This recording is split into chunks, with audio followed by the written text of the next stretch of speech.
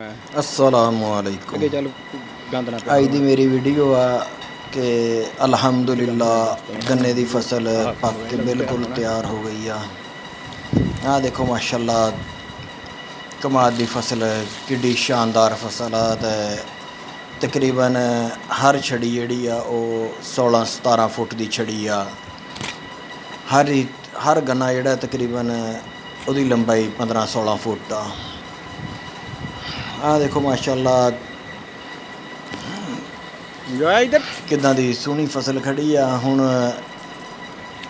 इहदा मिल्लां वालियां नूं चाहीदा कि जल्दी तो जल्दी मिल्लां चलाउण ताकि किसान आपदी फसल जिहड़ी आ ओह टाइम नाल चक के ते मिल्लां ते सप्लाई कर देण ते आपदा मुआवजा वसूल कर लैण ते गन्ने दा रेट भी कम से कम 300 होना चाहिदा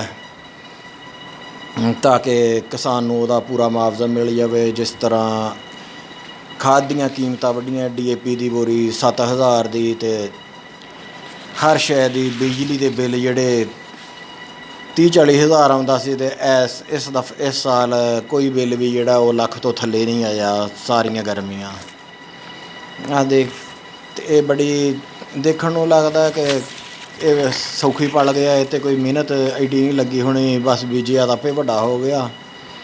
ਇਹ ਵੱਡਾ ਕਰਨ ਤੇ ਇਹ बहुत मेहनत लगदी आ